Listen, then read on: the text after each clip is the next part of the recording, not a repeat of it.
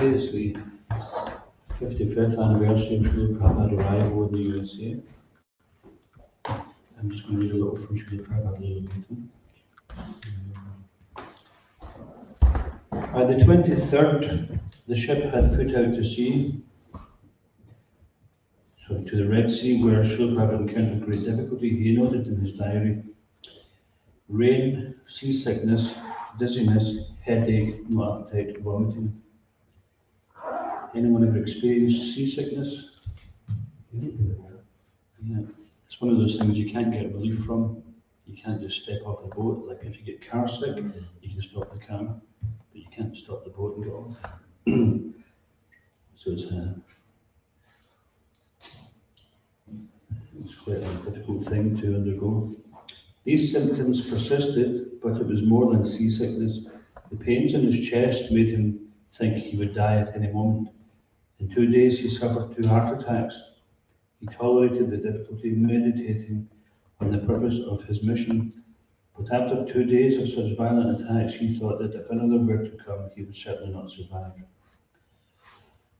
On the night of the 2nd day, Prabhupada had a dream. Lord Krishna in his many forms was rowing a boat, and he told Prabhupada that he should not fear, but should come along.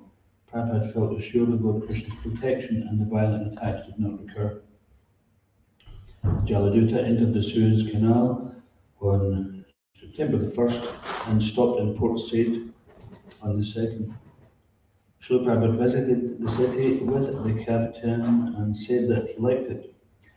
By the 6th he recovered a little from his illness and was eating regularly again for the first time in 2 weeks, having cooked his own khichdi and puris.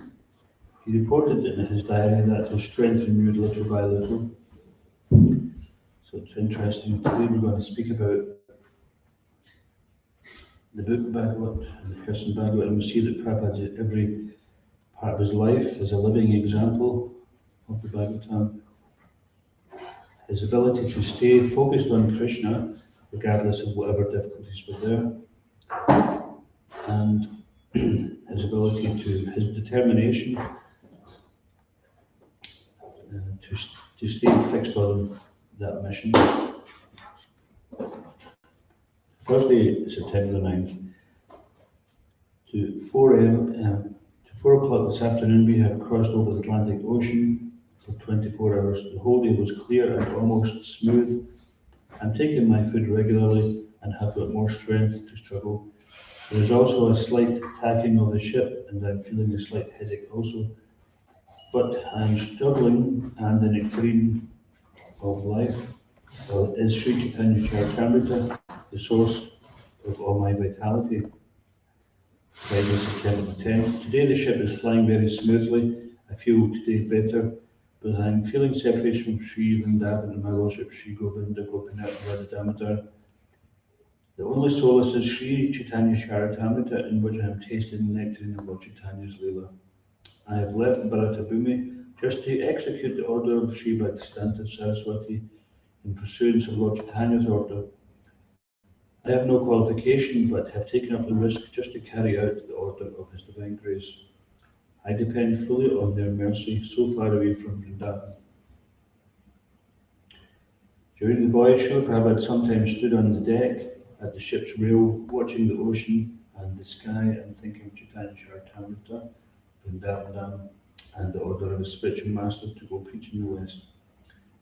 Mrs. Pandya, the captain's wife, whom Srila Prabhupada considered to be an intelligent and learned lady, foretold Srila Prabhupada's future.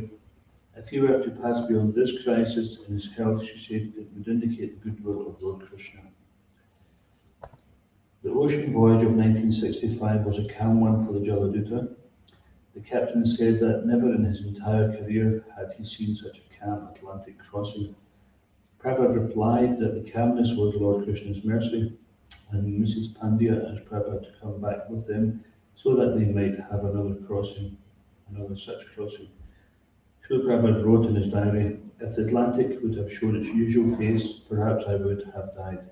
But Lord Krishna has taken charge of the ship. So we can see here quite simply that Krishna is simply by his will, he can make the crossing of the Atlantic Ocean as smooth as a mirror, smooth as glass, to the point where the captain's wife was asking him to come back again so they could have such another nice crossing. So Krishna sometimes puts his devotees under difficulty sometimes to test them, but to glorify them, to show that no matter what difficulties my devotees go through, they don't remain deviated from serving the purpose, serving the mission.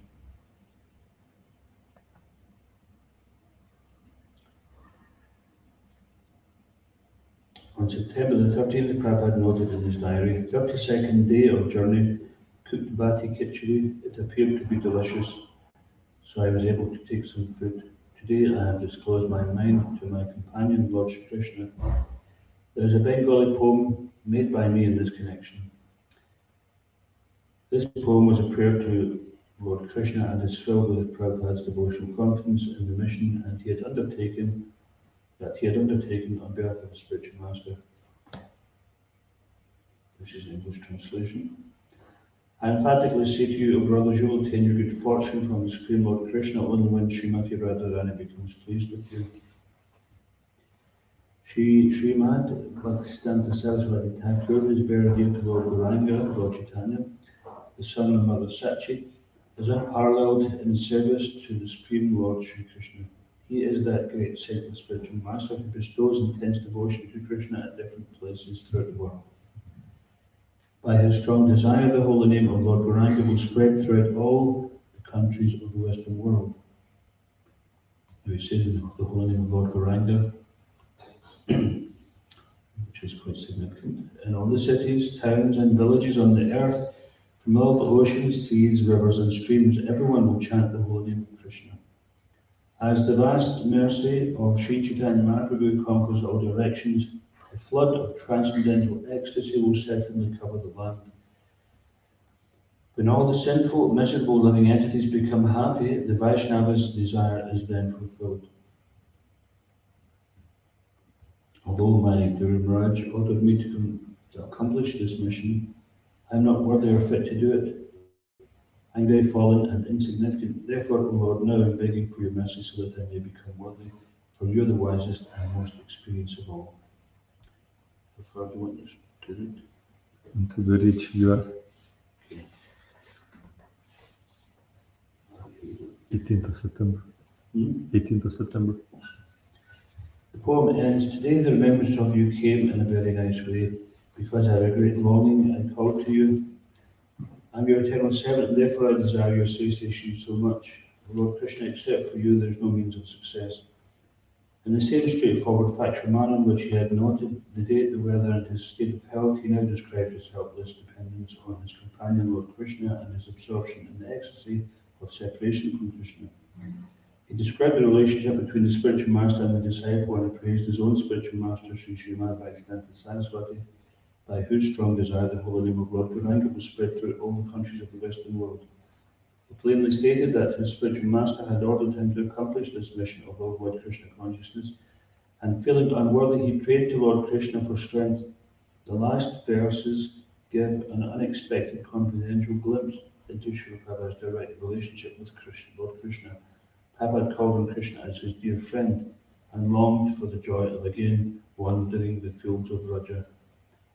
This memory of Krishna, he wrote, came because of a great desire to serve the Lord.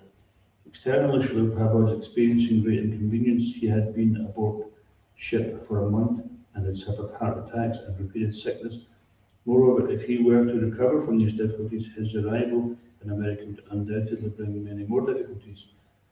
But remembering the desire of his spiritual master, taking strength from his reading of Chaitanya Charitamrita and revealing his mind in his prayer to Lord Krishna, Prabhupada remained confident.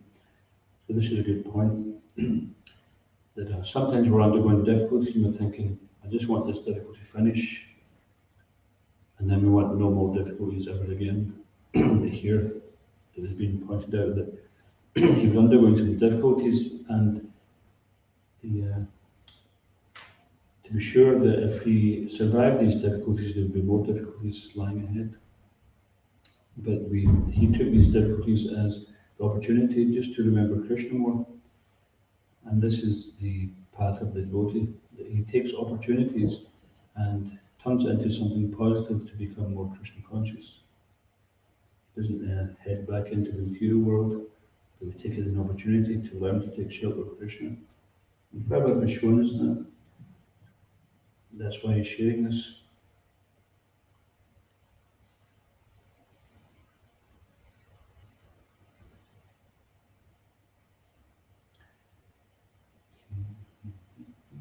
After a 35-day journey from Calcutta, the Jaladuta reached Boston's Commonwealth Pier at 5:30 a.m.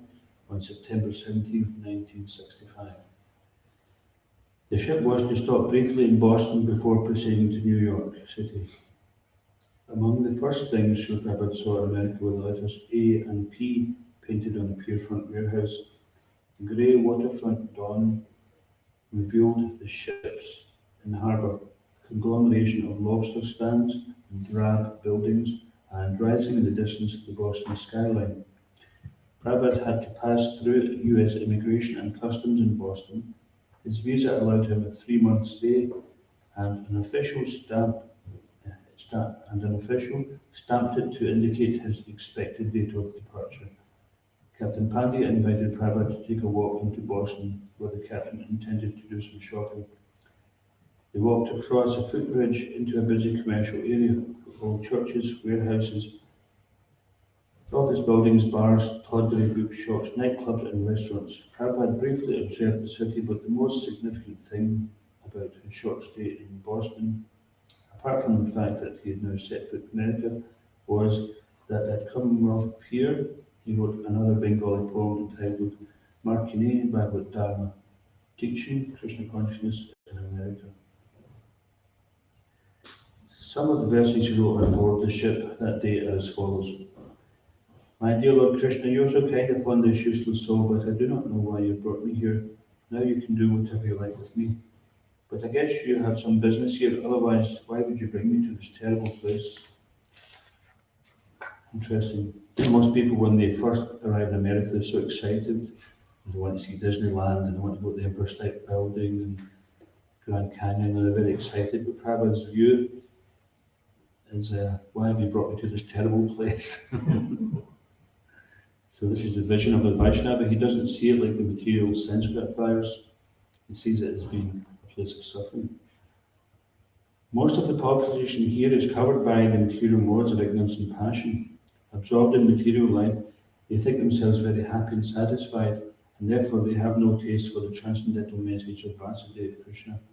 I do not know how they will be able to understand it. But I know that your causeless mercy can make everything possible, because you are the most expert mystic. How will they understand the mellows of devotion and service? Oh Lord, I am simply praying for your mercy so that I will be able to convince them about your message. All living entities have come under the control of the lucid energy by your will, and therefore, if you like, by your will, they can also be released from the clutches of illusion. I wish that you may deliver them. Therefore, if you so desire their deliverance, then only will they be able to understand your message. How will I make them understand this message of Krishna consciousness?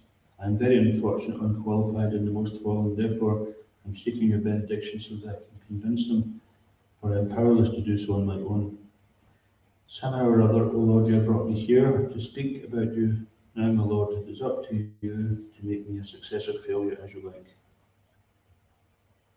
So we see the willingness of Prabhupada, at the same time the detachment, and depending on the Lord's will. O spiritual master of all the worlds, I can simply repeat your message, so if you like, you can make my power of speaking suitable for their understanding. Only by your causeless mercy will my words become pure. So this is a very interesting point. You can make my power of speaking suitable for their understanding. And we see that Prabhupada, he was such a master of Desha Kalapatra, time, place, and circumstance. So sometimes devotees, they become too attached to a snapshot of what was back then at a certain date and time without realizing that Prabhupada was applying Desha Kalapatra in those circumstances.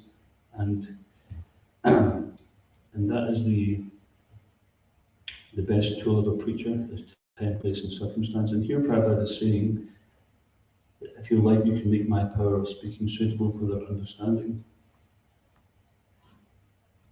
I'm sure that when this transcendental message penetrates their hearts, they will certainly feel gladdened and thus become liberated from all unhappy conditions of life.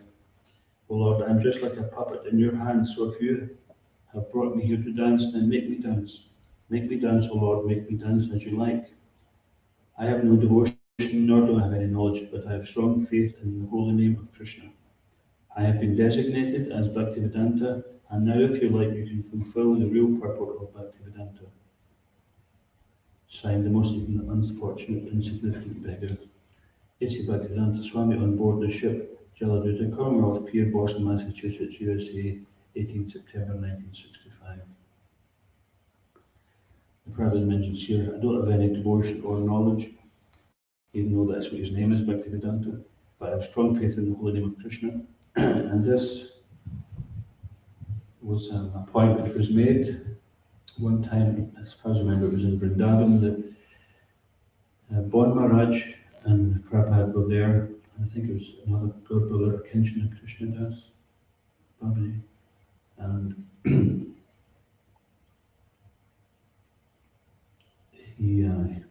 Krishna Krishnadas Babaji asked Bon Maharaj, he says, you went to the West, and Prabhupada went to the West, and he says, but he made many disciples, he was successful and you weren't. And why is that? And Prabhupada didn't want to answer it. He wasn't going to blow his own trumpet. But Bon Maharaj says, because he has unflinching faith in the holy name. And we see this is what Prabhupada did. His first public activity basically was there chanting. By simply taking the holy name out there, he had faith that if Krishna wanted something to happen, then this would be how it would happen. People would become attracted by chanting the holy name. He was now in America. He was in a major American city, rich with billions, populated with millions, and determined to stay the way it was. Prabhupada saw Boston from the viewpoint of a pure devotee of Krishna. He saw the hellish city life, people dedicated to the illusion of material happiness. All his dedication and training moved him to give these people the transcendental knowledge and saving grace of Krishna consciousness. Yet he was feeling weak, lowly, and unable to help him on his own. But he was but an insignificant beggar with no money. He had barely survived the 2 heart attacks at sea. He spoke a different language. He dressed strangely. Yet he had come to tell people to give up meat eating, illicit sex, intoxication, gambling, and to teach them to worship Krishna, who to them was a mythical Hindu god, what would he be able to accomplish? So that's the same challenge we have.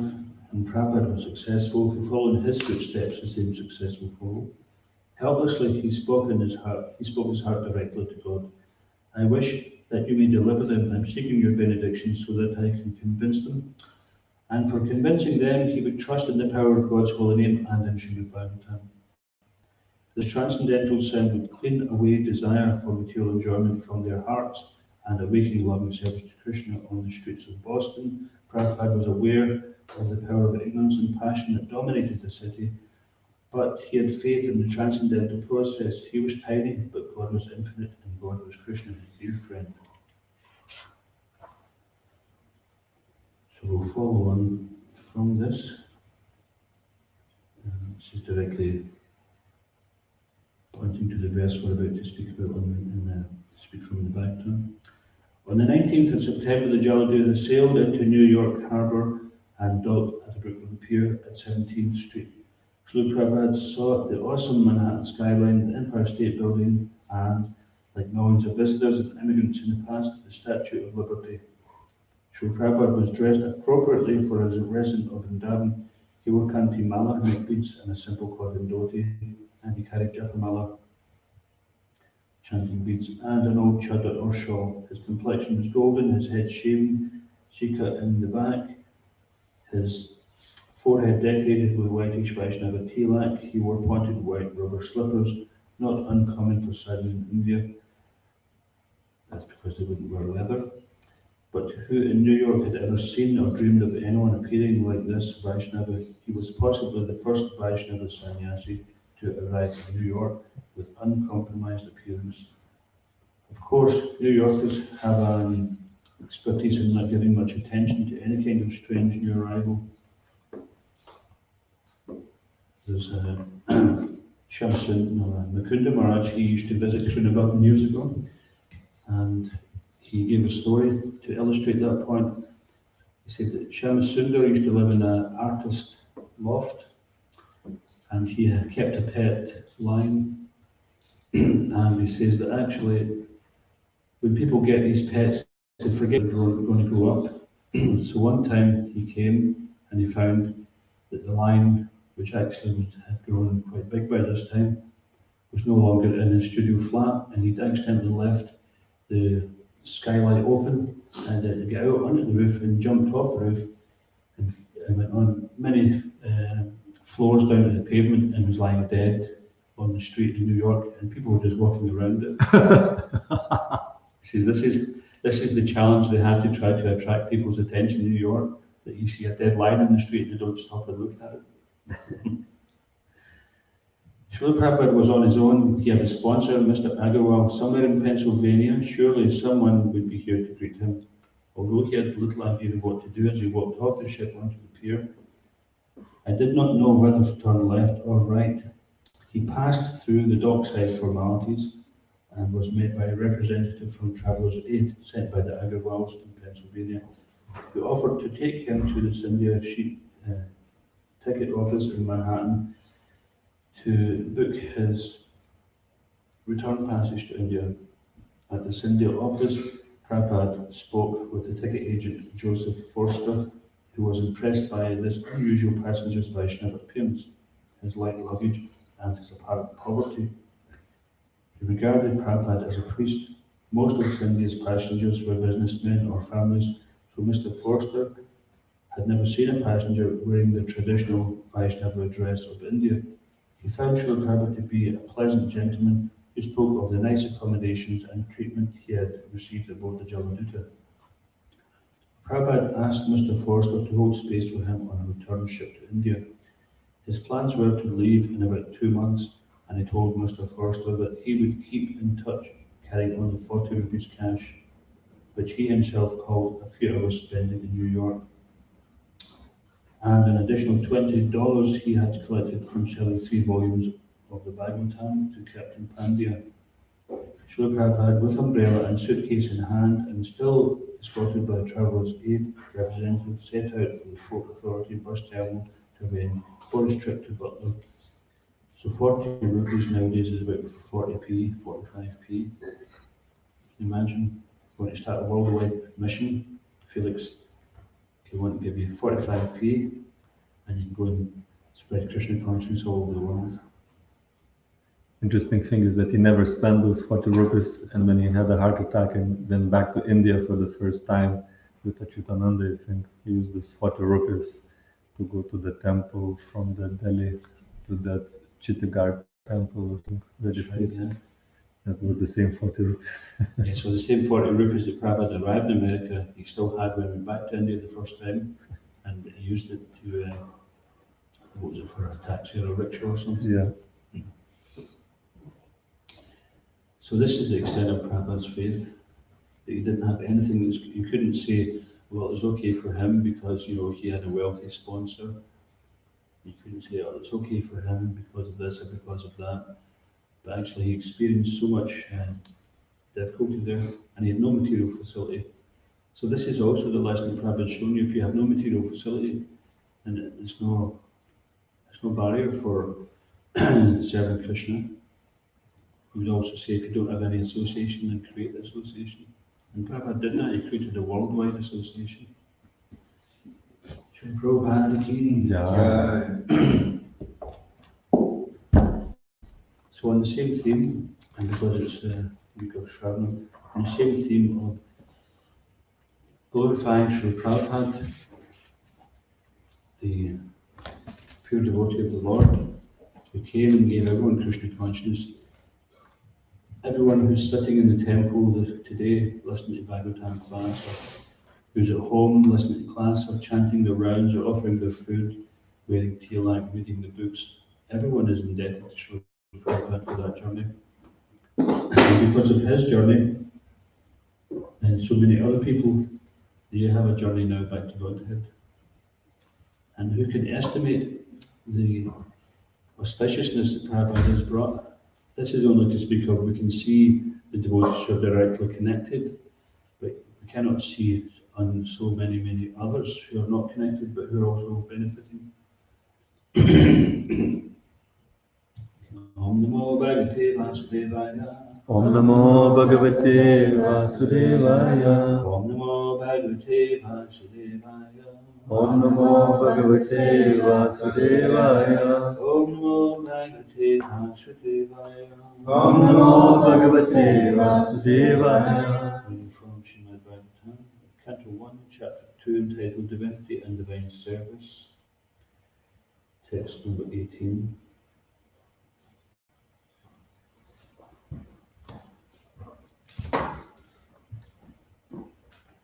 Nasta Prayeshu Abhadreshu Nasta Prayeshu Abhadreshu Nityam Bhagavata Sevaya Nityam Bhagavata Sevaya Bhagavati Uttama Shloke Bhagavati Uttama Shloke Bhaktir Bhavati Naistiki Bhaktir Bhavati Naistiki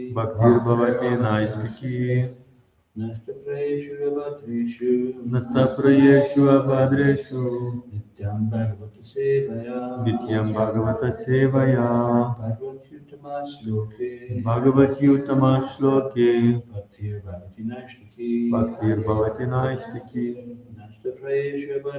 Naistiki Nasta Prayeshu Abhadreshu Nityam Bhagavata Sevaya Bhagavati Uttama Shloke Bhaktir Bhavati Naistiki Nasta Prayeshu Abhadreshu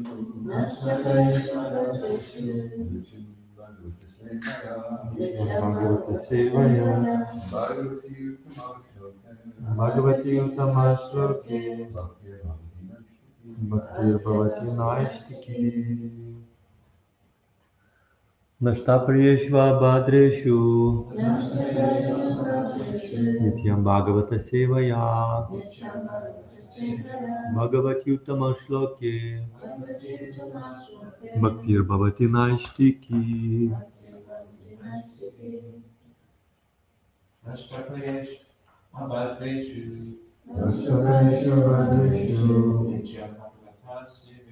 Nityam Bhagavata Sevaya Bhagavati Uttama Shloke Bhagavati Uttama Shloke Bhaktir Bhavati Bhaktir Bhavati Naistiki Naistiki Nashtapriyeshu Bhadreshu Nityam Bhagavata Sevaya Bhagavati Uttama Shloke Bhaktir Bhavati Naistiki Nashtapriyeshu Bhadreshu Nityam Bhagavata Sevaya Bhagavati Uttama Shloke Bhaktir Bhavati Naistiki Please. Nashtapriyeshu Bhadreshu Nashtapriyeshu Bhadreshu Nityam Bhagavata Sevaya Nityam Bhagavata Sevaya Bhagavati Uttama Shloke Bhaktir Uttama Shloke Bhaktir Bhavati Naistiki Bhaktir Bhavati Naistiki Nashtapriyeshu Bhadreshu Nityam Bhagavata Sevaya Nityam Bhagavata Sevaya Bhagavati Uttama Shloke Bhagavati Uttama Shloke Bhaktir Bhavati Naistiki Nashta, Nashta destroyed. destroyed Prayeshu, Bhadreshu almost to nil. almost none Abhadreshu, Bhadreshu all that is inauspicious. all that is inauspicious Nityam, Nityam regularly. regularly Bhagavata, Bhagavata Srimad Bhagavatam, Srila Prabhupada or the pure devotee. or the pure devotee Sevaya, Sevaya by serving. by service Bhagavati, Bhagavati unto the personality of Godhead. unto the personality of Godhead Uttama, Uttama transcendental. transcendental Shloke, Shloke prayers. prayers Bhakti, Bhakti loving service. loving service Bhakti Bhavati comes into being. comes into being Naishtiki, Naishtiki irrevocable. irrevocable Translation: by regular attendance in classes on the Bhagavatam and by rendering of service to the pure devotee, all that is troublesome to the heart is almost completely destroyed, and loving service unto the personality of Godhead, who is praised with transcendental songs, is established as an irrevocable fact.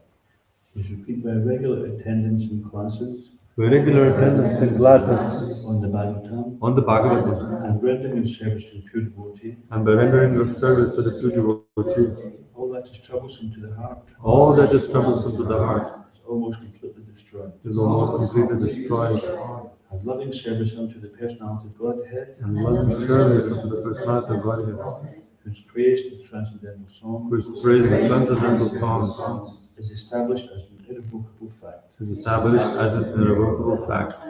Here is a remedy for eliminating all inauspicious things within the heart which are considered to be obstacles in the path of self-realization. The remedy is the association of the Bhagavatas. There are two types of Bhagavatas, namely the book Bhagavat and the devotee Bhagavat. Both Bhagavats are competent remedies, and both of them or either of them can be good enough to eliminate the obstacles.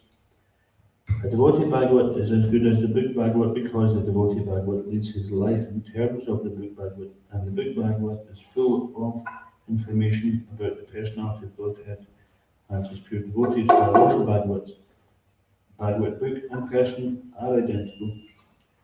The devotee Bhagavat is a direct representative of Bhagavan, the personality of Godhead, so by praising the devotee Bhagavat, one can receive the benefit of the book Bhagavat. Human reason fails to understand how by serving the devotee Bhagavat or the book Bhagavat, one gets gradual promotion on the path of promotion. But actually, these are facts explained by Srila Naradadev, who happened to be a maid servant's son in his previous life. The maidservant was engaged in the menial service of the sages, and thus she also came into contact with them. And simply by associating with them and accepting the remnants of foodstuff left by the sages, the son of the maidservant got the chance to become the great devotee and personality, Srila Narada. These are the miraculous effects of the association of Bhagavatas, and to understand these effects practically, it should be noted that by such sincere association of the Bhagavats, one is sure to receive transcendental knowledge very easily, with the result that he becomes fixed in the devotional service of the Lord. The more progress is made in devotional service under the guidance of the Bhagavatas, the more one becomes fixed in the transcendental loving service of the Lord. The messages of the book Bhagavat therefore have to be received from the devotee Bhagavat, and the combination of these two Bhagavats will help the neophyte devotee to make progress on and on. Om Agyanam Tamanatashya Gyanam Salakaya Chakshunam Tamina Tasmai Shri Guru Maha Tam Karoti Vacham Padamaya Tegiram Yakipatam Bhante Shri Guru Salam Jai Shri Krishna Chaitanya Prabhu Nityananda Shri Advaita Gadadhar Shri Sadi Gauranga Hare Krishna Hare Krishna Krishna Krishna Hare Hare Hare Rama Hare Rama Rama Rama Hare Hare.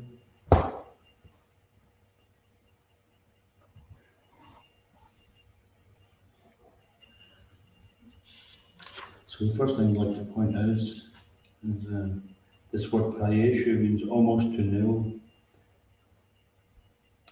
So by regular attendance in classes on the Bhagavatam and by rendering of service to the pure devotee, all that is troublesome to the heart is almost completely destroyed, and loving service unto the personality of God is praised with transcendental songs is established as an irrevocable fact. So what means by almost?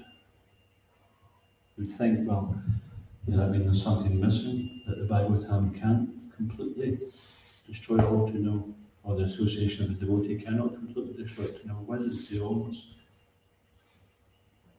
Anyone? Because there's no friction. Because you still have free choice, with free will. And at any point, this goes to show you how powerful Maya is, that we may become so much cleansed of some material sinful desires, sinful reactions, etc. But still we have the freedom to choose if we want to go back to Maya at any time.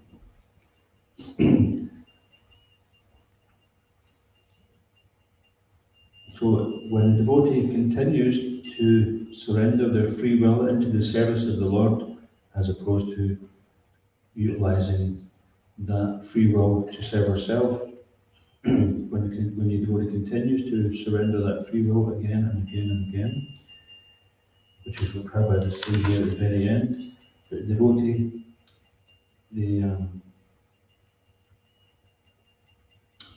taking help from these two Bhagavats helps the devotee, neophyte devotee, to make progress on and on. So not that we just do something once, feel good about it, and then that's the job done. It's, as long as we're in this material world, we cannot give up. We have to be vigilant to stay on the path. Otherwise, I think we've mentioned previous verse.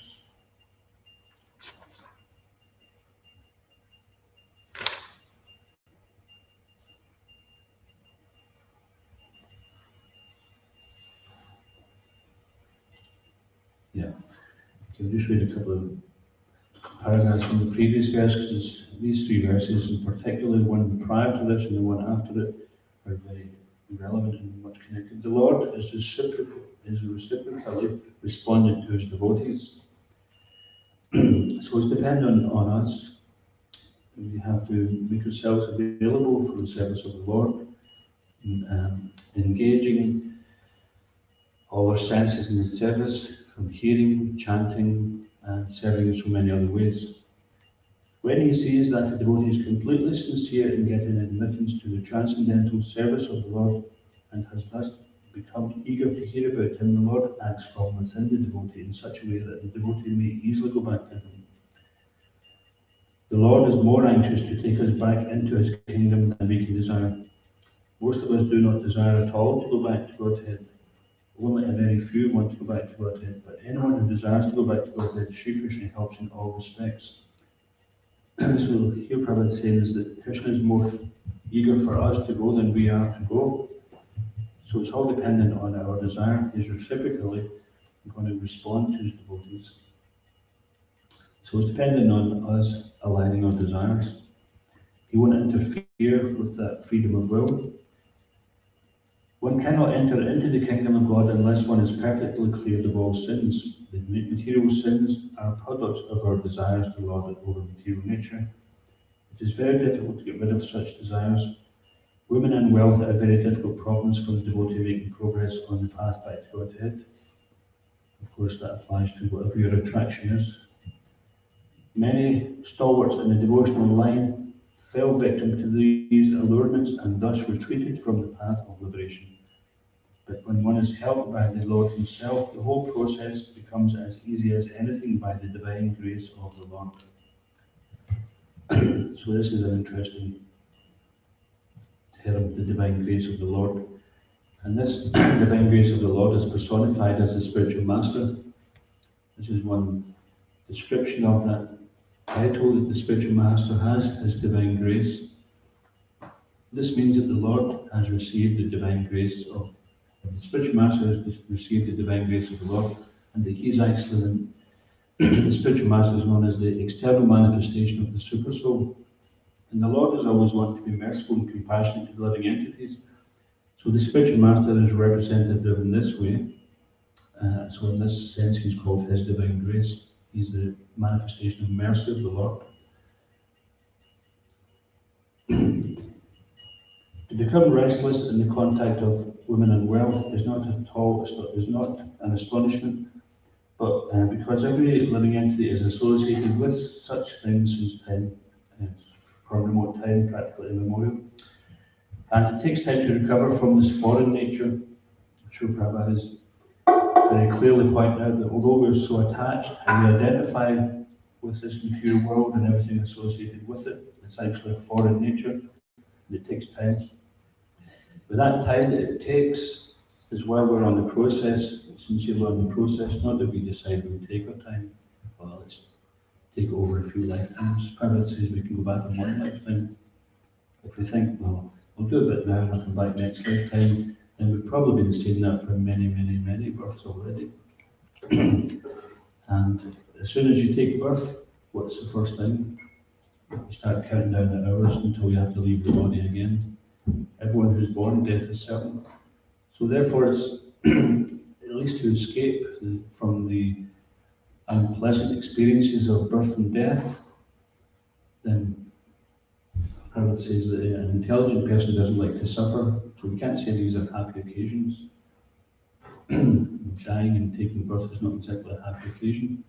The Vaishnava doesn't see it like that. Just like when Prabhupada arrived in America, he didn't think it was a happy occasion. He was feeling that this is a terrible place. And because the people don't know what is right and what's wrong, then he sees it as being a terrible place because they do not know that what they're doing is simply, they think they're enjoying, but they're actually suffering. And the result of what they're doing just now is going to lead to further suffering. So therefore, the pure devotee is compassionate. But if one is engaged in the hearings of the Lord, gradually he realizes his real position. By the grace of God, such a devotee gets sufficient strength to defend himself from the state of disturbances, and gradually all disturbing elements are eliminated from his mind. So Prabhupada was basically pointing out here that if we utilize our free will to take advantage of the book Bhagavat and the devotee Bhagavat, and he's saying that they are identical, they're not different, because the person Bhagavat, he is living, he's the living Bhagavat. His Grace Hari Prabhu, he does a series of seminars called Prabhupada the Living Bhagavatam. And this is the case of the devotee, that their life becomes non-different than the pages of the Bhagavatam. And in this way, they are suitable to enter into the Lord's pastimes. So when we want to be in the pages of the Bhagavatam, then we don't want to be in the pages of Bhagavatam where we're a demon that's getting killed, do we? That's not the way that a devotee is looking to get in the pages of the Bhagavatam. We're not necessarily looking to get literally on the pages of the Bhagavatam, like it's getting some kind of recognition. Sometimes people are quite keen to get fame. We have to be careful. I know one devotee in particular, he was a bit attached to fame, and what happened is he got fame, but it backfired on him because his face was in the newspaper and it wasn't for something very glorious. and it disturbed his mind greatly, but he got his fame, he got his very nice profile in the newspaper, but the headline with it wasn't so favourable. So we have to be careful if we want to desire something which is separate from Krishna. We may get it in such a way that it's actually could kindly uproot our desire for that thing, but it may be such an embarrassment. But that's still what's kindness if we take it that way. But if we don't learn, then it's just unnecessary suffering. So the Bhagavad, he is Mahajan again Panta. He is following the footsteps of the previous acharyas, and he's showing us the Ajat Acharati Shrishtas Tapta Devati Ojanaha Pramanam Kuriti Lotus Tad Anuvartati. Whatever a great man does, the whole world follows by his example. The whole world pursues that. So we see in the material world that people are following various examples because they don't know who to follow. Intrinsically, they actually know what is right and what is wrong, but they become so covered that they've forgotten it. So the spiritual master, like Prabhupada said when he arrived in America, I've simply come to teach you what you have forgotten.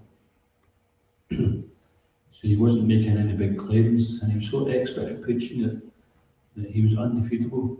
So just as the Bhagavatam, Prabhupada says that the Bhagavatam, there's no comparison, there's no competition, there's no literature which can compete with Bhagavatam. And therefore, the devotee Bhagavad, he is also unconquerable. There's nothing can associate, so I compare with the association of devotees. And especially such a wonderful devotee as Srila Prabhupada, who is the shining example of the perfect devotee.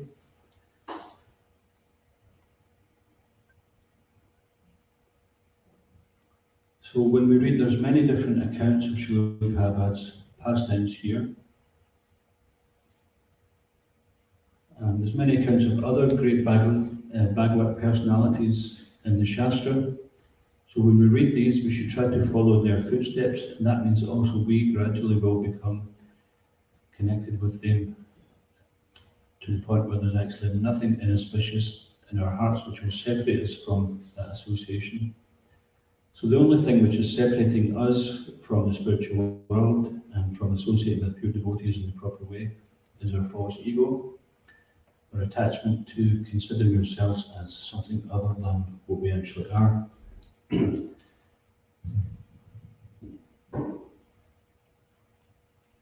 I just want to read a couple of quotes here.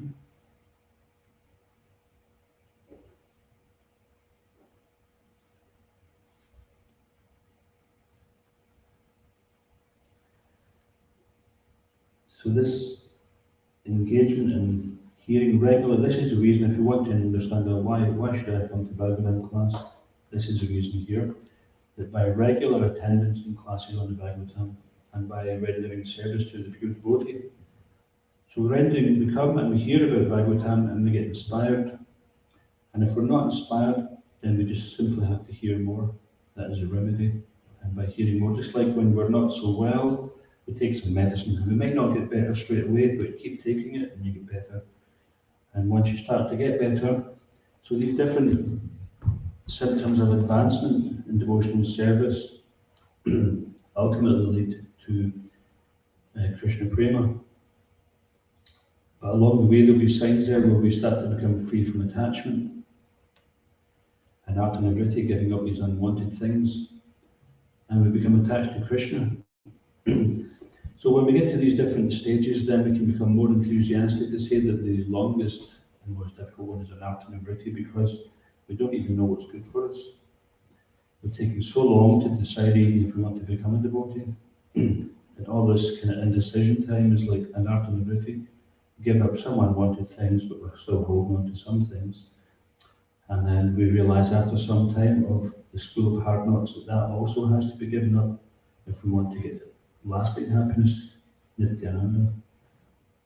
So this process of hearing Srimad Bhagavatam is gradually awakening in us more and more, and it's gradually, sometimes it's physically awakening us, but also spiritually. And this spiritual awakening means that more and more we miss out, we no longer identify with our old self, and we start to identify with the spiritual self.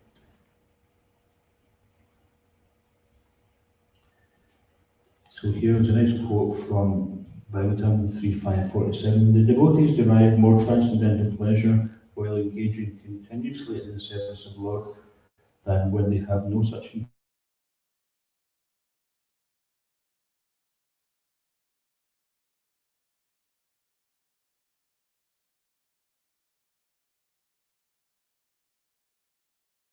engagement. So although the much labour and responsibility, they actually feel more satisfied. And similar with the devotee, there may be so many troubles involved in the attempt to perform devotional service, but they don't experience satisfaction outside of devotional service. And here's another interesting one. So just as we're reading that Prabhupada underwent so much difficulty as he was crossing the ocean, and this is from Bhagavatam 4:12-18. When a devotee completely forgets his bodily existence, he should be understood to be liberated. He is no longer encaged in the body. The example is given that when a coconut becomes completely dry, the coconut pulp within the coconut shell separates from the bondage of the shell and the outer covering. By moving the dry coconut, one can hear that the pulp within is no longer attached to the shell or the covering.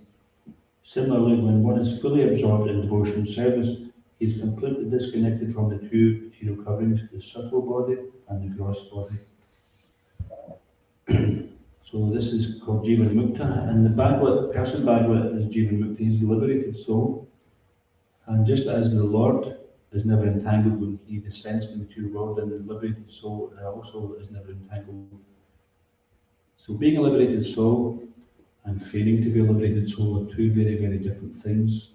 And we see that the example Prabhupada gave, topmost devotee, he was considering himself an unqualified, insignificant beggar. He was completely dependent on the Lord for any success.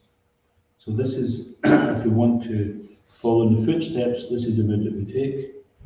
And if we want to imitate, then we simply just stick our chest out and learn a few slokas and spout them out and preach our own glories. So the difference is that we're preaching the message of the Lord. So sometimes even as a devotee we may become proud and we try to find some kind of position. But our position is das anudas anudas. If our position is anything other than that, then we have a problem. So that means 7 of the 7 of the 7. If we're not feeling like that, if we're not thinking like that, then we have to hear more so we become more purified. We have to, and this hearing means we have to try to understand. And sometimes we have to hear the same thing time and time and time again so we actually begin to understand, because our association with the material world is from time immemorial, that we practically allowed ourselves to become brainwashed by Maya. It's like people, they make these claims that the governments have a conspiracy to dumb down the population. So we don't really take much time in investigating these things, but what we can understand is that when we surrender to Maya, then she dumbs down the living entity for understanding spiritual subject matter. So if we want to get out of the dumbed down school of Maya, then we take to the school of Bhagavatam. So So that means hearing it. And then throughout the day after we come to Bhagavatam class, and even our personal reading as well, if we're reading Bhagavatam, it's not that Bhagavatam is only meant for reading between 7:30 and 8:30 in the morning. We can read any time that we have spare. We can take the Bhagavatam and read it. So the more we do that, the more we're associating with the person Bhagavad, because there's no difference. And this way we become more and more inclined towards the practice of devotion service, and we remember our constitutional position.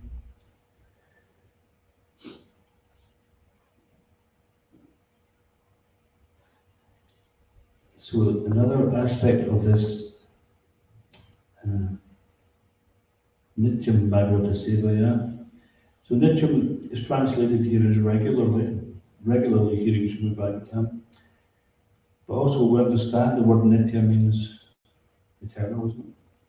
You know about that. So that means it doesn't come a point in time where, okay, we've heard it all, and that's good. I've heard enough, I've done enough, and now it's just time to relax. In the material world, we relax, then we can be sure that Maya's going to step in. And in fact, if we think we can relax in the material world, Maya's already there. The fact that we have not understood the need for vigilance in this regard. So there's another nice quote here from the 9th Canto 5:27. When one is very eager for more and more money, he is not satisfied even when he is a millionaire or a multimillionaire, but wants to earn more and more money by any means. The same mentality is present in a devotee. That doesn't mean to say that we're greedy for loads of money. The devotee is never satisfied thinking, this is the limit of my devotional service. The more he engages in the service of the Lord, the more service he wants to give. So this is a test. If we're not feeling like that, then we have to engage more in the process of hearing and chanting and in devotional service. And gradually, all which is inauspicious, which is holding us back from that eternal willingness to engage, eternal willingness to hear, then simply by doing it. So, and this the proof of that here, and this is the result of that. This is from 3rd Canto 25:33. Bhakti devotion service dissolves the subtle body of the living entity without separate effort, just as fire in the stomach digests all that we eat. So simply by this associating with the Bhagavatam through hearing, chanting, and rendering service, then this subtle body which is connecting us to the material world is dissolved.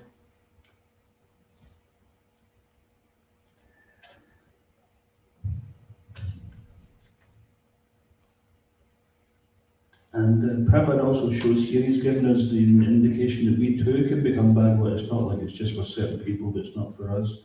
He says that Narada Muni, who happened to be a maidservant's son, then he was engaged in the menial service of the sages.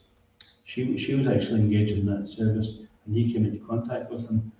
And then later on, he was also, when his mother died, he was serving these sages. They were known as the Bhaktivedantas. And he was serving them, and he got their Mahaprasad, etc.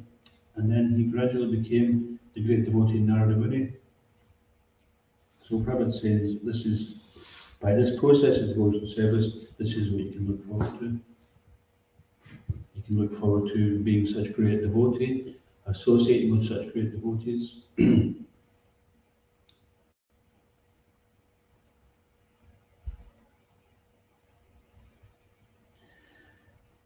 And sometimes we might become a bit despondent, thinking, "Oh, it's all too much. You know, how can I overcome this ocean of material desires, ocean of material reactions?" And I think, well, let me just take a little shelter in Maya, just for the time being, take a little break. But what happens is the momentum then slows down, and then the coverings, just like the well, which was once giving water. If you stop using it, then it starts to grow over, and then sometimes it can get lost altogether. So when we clear out a well, and we start to take the water from it, and the water starts being clean again, then the thing is to keep on using, just like these water pumps, these well pumps we have. When you pump it at first, if you haven't used it for some time, the water might not be very good, it might be a lot of dirt, it might be stagnant, but if you keep pumping it every day, it becomes clearer and clearer, and as you pump it every day, so this process of devotional service is like that. By keeping in the association of the holy transcendental sound vibration, then we keep ourselves actively engaged and keep ourselves at a distance from Maya. Prabhupada says, actually Krishna says in Bhagavad Gita, to keep all abominable activities far distant by devotional service. So the idea is to see what we're doing as devotional service. We're already doing the right thing. We just have to see it. And whatever we're doing, if we can connect it with the mission of Lord Chaitanya, then it makes it supremely auspicious. So we'll just finish with this last quote from 4th Canto, 39. One should take shelter of the lotus feet of the Lord instead of trying unsuccessfully to stop desires for material enjoyment. As long as one is unable to stop the desire for material enjoyment, there is no possibility of becoming liberated from the entanglement of material existence. It may be argued that the waves of a river are incessantly flowing and that they cannot be stopped. But the waves of the river flow towards the sea. So sometimes people say, oh, we can't stop desires, they're always coming in. And Arjuna was always presenting this as more difficult to control the mind than to control the raging wind. When the tide comes over the river, it overwhelms the flowing waves from the sea. When the tide comes over the river, it overwhelms the flowing of the river. And the river itself becomes overflooded, and the waves from the sea become more prominent than the waves of the river. Similarly, a devotee with intelligence plans so many things for the service of the Lord and Krishna consciousness that stagnant material desires become overflooded by the desire to serve the Lord. So this is what Krishna calls Buddha Yoga. We have to engage our intelligence and making sure that we're engaged properly, making sure that we don't have idle time. This is what Prabhupada Prana mentions in the Nectar of Devotion. A pure devotee doesn't like to remain idle for even a moment. And this is also known as Astita Muni, that he is always agitating his mind to think of new ways to spread Krishna consciousness. I think the Hoksha, you was mentioned something about that the other day, weren't you? Finding new ways to spread. What was that quote? Remember? So in this way, we have the ability to create so many things, just like Krishna creates and Lord Brahma creates, and we also have a certain creative potency. But to use that creative potency for the service of the Lord means that we try to think of new ways to spread Krishna consciousness, new ways to engage in devotional service, ways to improve our service. We may be doing the same thing every day, but it doesn't have to be the same thing. It can be getting better and better. Even if you're sweeping the floor, how are we going to improve this? How are we going to do it better? We see in the Gundicha Marjanam Leela of Lord Chaitanya Mahaprabhu and his associates in which temple was that? Gambhira. That's in Jagannath Puri, the other end of the street from the Jagannath Puri temple. Was it the Gambhira? No, it was Gundicha. Gundicha temple. That's where the deities rest when we go on their first journey, and then before they come back on the return journey to Gundicha temple. And we see that even though the devotees were clearing so much of the temple, Lord Chaitanya was still finding dirt when nobody could see it. So of course, not that if we're asked to clean the temple, we're there for like 3 days. Oh, nobody can come in and not finish cleaning yet.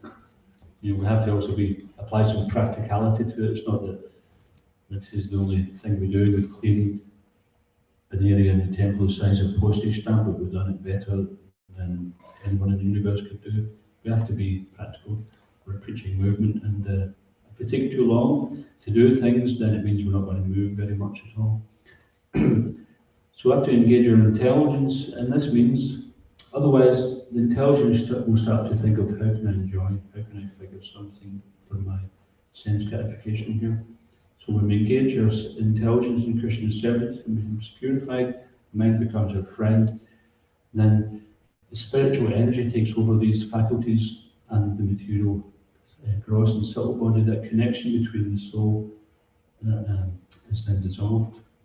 So I'd just like to ask if there's any questions or comments. In the Bible, it mentions, Srila Prabhupada says that the Bhagavats, the book, and the person help the neophyte. And so I was wondering, is that referring to a certain stage, because it says almost completely destroys, then you were saying that that's because there's still free will. Is there a certain point where when the devotee reaches Nishta, or Ruchi, or Shakti, or Bhav, or Prem, he's no longer considered a neophyte, and then he doesn't need the help of the book or the person, because it's not almost anymore. There's no turning back now. Once he reaches that tipping point, he's like, he's home and dry. He's not in the spiritual world, but there's no chance he's going to misuse his free will. Is there a point with that? Well, Srila Prabhupada says in his offering to Srila Bhakti Saraswati that we're so much on the safe side by your grace that there's no possibility of us being deterred. But we're not living personists who thinks, yes, now that I've got everything that I need, then I don't need anybody. Because then that's a fall down. So the devotee, they cultivate gratitude and they cultivate humility, and so they realize that I'm only here by the mercy of Guru and Krishna, otherwise there go I but by the grace of God. There go I but by the grace of the spiritual master. So we know that their mercy is all we're made of. So therefore, these great acharyas, they write these songs and they write these books, like Bhakti Thakur says that your mercy is all that I am made of. It's in this song by Ohi Vaishnava Thakur or Gurudev, something like that. With Gurudev. Gurudev Kripa Bindudiya, Koridasi, Trinapika Atahina. So he's always thinking that this great fortune of being eternally liberated is actually simply by the mercy of the spiritual master. By my own doing, I fell into the material world and I've just been engaged in abominable activities, but by the mercy of the spiritual master, then I've got out of it. So when one comes to that platform, it doesn't cross their mind that they think they don't need. They actually relish it. It's just like the devotees said to Prabhupada, when we go to the spiritual world, do we have to chant japa? And what was the answer?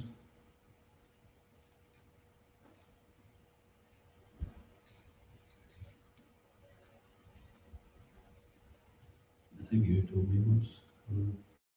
Remember? Can't remember the exact answer. Anyone remember?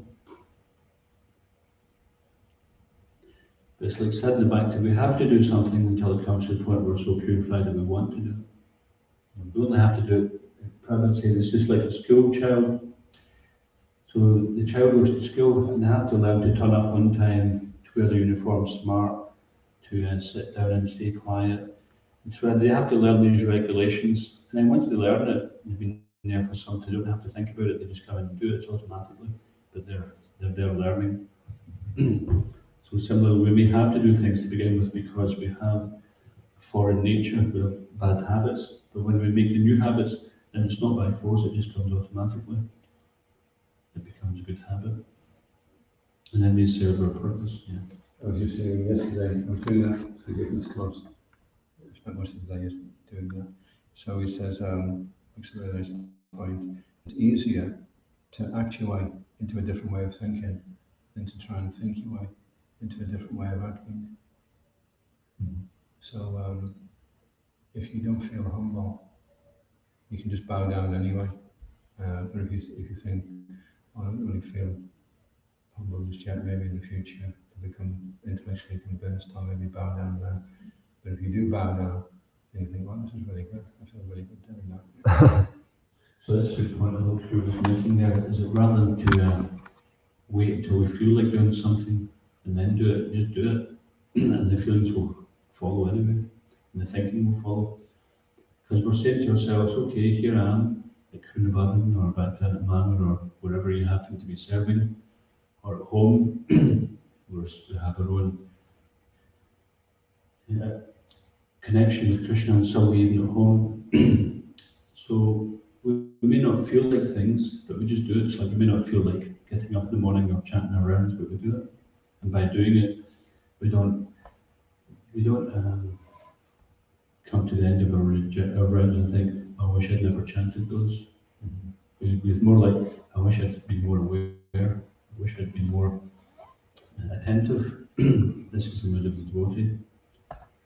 And we don't finish a plate of prasadam unless you were sick before, thinking, I wish I'd never taken that. I really regret taking that prasadam. We don't think like that. So Krishna consciousness, when we engage in it, we automatically, we're doing the right thing. And then the subtle thing will actually follow where we'll be thinking the right thing and being willing the right thing. So this is called sadhana bhakti. That Prabhupada explains that this is one definition, that we sometimes have to do things as if by force, but nobody's forcing us. It's like sometimes people say, oh, why are you forcing me to do this? No. It's just like if you decide, okay, I'm going to be a student of whatever subject you want to be, like law, and then you turn up for the course, you've signed up for it, and you say, okay, for the next so many years, then I'm going to be a student of law. And then the teacher say, okay, you need to study this. Why are you forcing me to study this? Or you need to go and do this field visit or whatever to the courts to see how it's, why are you forcing me to do this? So, no, you sign yourself up. It's like in the army. You first of all, you say, okay, what does it mean to be in the army? Okay, yeah, I'm going to do that. Then you sign up, and then the sergeant tells you to get up. You say, no, I want to lie in a bit longer. What's going on outside? Something important happening out there. Yes.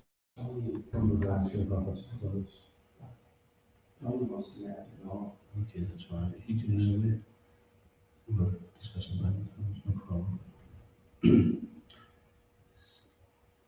Yeah, so yeah, when we come to Krishna consciousness and say, okay, I want to be a devotee, we don't often know what that means, but you have to have enough faith in the person Bhagavan. Personally speaking, some personal situation which is difficult, or in the past when I've had some doubts, then I think, well, what do I trust? And I realise I trust Prabhupada, so therefore I'm just going to do what he says. And I found that by just doing that, I'll give an example, and then we can finish up. Is that one time, the office which I'm in just now used to be the room where all the shalagrams were many years ago, and Karuna Sindhu was our main shalagram, who Karuna Baba was named after, etc.